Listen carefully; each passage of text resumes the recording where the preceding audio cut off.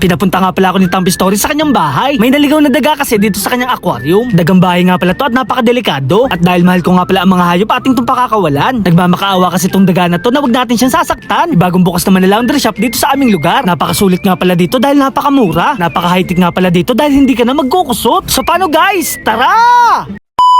Kaya naman isang araw pupunta nga pala ako kay Tampi Story para humingi ng aquatic plants. Pinapunta niya nga rin pala ako dito para ipakita ang nahuli niyang daga. Napakasolid nga pala ng kanyang pintuan dahil napaka-high-tech. Sinisigurado ko nga sa inyo na hindi mapapasok to na magnanakaw. Ito nga pala yung water plants na sinasabi ko sa inyo. Bagay na bagay nga pala to sa aking mga alagang gapi at beta. Good news nga dahil nakapaglinis na si Tampi Story ng kanyang mga aquarium. Dito nga ay makikita na natin ang kagandahan ng mga binibenta niyang gapi. Kamustahin nga rin pala natin yung binigay nating neon price sa kanya. Medyo okay naman siya dito at mukhang malusog. Nagsisimula na rin pala magmold ang kanyang mga kulay. Kung hindi nga pala ako nagkakamali, ito nga pala isang babae. Dito nga ipapakita sa akin ni Tampi Story ang nahuli niyang daga. Sa unang kita ko nga pala sa kanya ay mukhang nakakaawa. Mukhang naghahanap lang naman siya ng pagkain at aksidente nahulog siya dito. Tama nga pala ang aking hinala dahil lumusod daw siya dito sa alulod. Makikita mo nga pala sa kanya na nanghihina na at gutom na gutom. Bigla nga pala ako naawa sa kanya at may naisip nga pala ako maganda. Papakawalan na lang natin siya kaysa naman ipakain natin to sa ating mga monster fish. Ang totoo nga nito ay natatakot talaga ako sa daga. Nilakasan ko na lang ang loob ko para makapagligtas tayo ng buhay ng hayop. Parang tao lang din kasi sila na mayroong pakiramdam. Nagpaalam na nga rin pala sa kanya yung taong nakahuli sa kanya. Ito nga pala ipapakawalan natin sa wala gaanong tao at mga bahay. Kung hindi lang talaga ako takot sa daga, ating to kaalagaan. At kung ito nga pala ay mangyari, may naisip na akong pangalan para sa kanya. Siya nga pala itatawagin nating Ratatouille. Dito nga ay magugulat kayo sa kanyang ginagawa. Mukhang nagmamakaawa siya na wag na siyang hulihin. Hindi ko nga pala siya agad iniwan dahil siya ay nanghihina pa. Sinigurado ko muna na siya ay malakas na at pwede na magtago. Masarap nga pala sa pakiramdam na nakapagligtas tayo ng animals. Pagbalik ko nga kay Tampi, meron na dito mga bata. Sila nga pala ibibili ng isda para mag-alaga. Naalala ko nga araw ng Sabado kaya walang pasok. Hinahantay kasi nila si Don David magising para mag-rides. Uuwi na nga rin pala ako sa aming bahay, baka ito ay malanta. Naisip ko nga na ilagay na lang natin to sa ating ref tub. Ako nga pala ay nagbabaka sakali baka sila ay dumami. Agad na nga rin pala akong umalis dahil may pupuntahan tayong bagong bukas na laundry shop. So paano guys? Tara!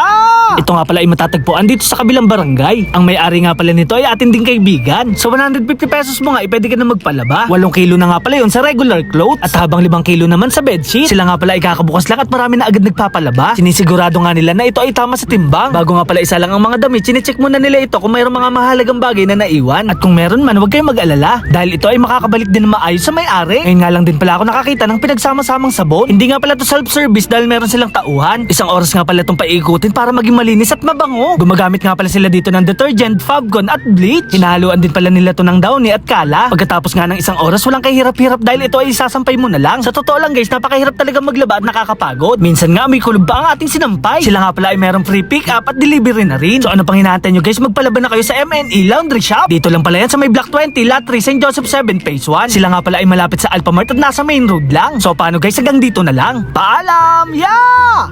May ipapakilala nga pala ako sa inyong bagong laro na kung saan napakadali lang maglaro at manalo. Ito nga pala ang PH MOBA. At tulad nga pala ng iba casino game ay dito ay napakarami din pwedeng laruin. Dito nga lagi kong nilalaro itong Super Ace. Ito nga pala ang tinatawag na scatter. Hantayin mo lang lumabas ang 3 coins at yun nga pala ang tinatawag na scatter. Dito nga pala guys ay tataya tayo ng 200 pesos. Pagkatapos nga ipipindutin lang natin itong kulay dilaw na nasa gitna. Unang pindot ko nga ay may lumabas na agad na 120 pesos. Pagkatapos nga ay lumabas ang wild at nanalo tayo ng 200. Napakaswerte ko nga pala sa laro na to dahil lumabas ang scatter. At dahil dyan meron tayong 10 free spin.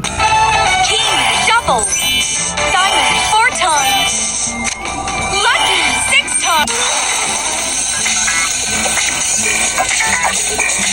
Napakadali lang din pala dito mag-withdraw. Pindutin lang natin itong babae sa taas. Pagkatapos withdraw. Pindutin lang natin itong plus at may lalabas na. Gamit nga pala ang Gcash at Maya ay pwede na tayo mag-withdraw. Ilalagay lang natin dito yung ating contact number at yung password. Napakadali lang din pala mag-deposit. Gamit nga lang din pala ang Maya at Gcash ay makakapag-deposit na tayo. Pwede nga pala dito mag-deposit ng 50 hanggang 50,000 pesos. Napakadali lang din pala dito mag-register. Pindutin lang natin tong register. Maglagay lang tayo ng username at password. Tapos nga ay makakapag-register na tayo. So ano pang hinahantay nyo guys? Maglaro na kayo ng PH MOBA. Paalala ko lang bawal nga pala ito sa mga bata. Nasa comment section ko nga pala yung link.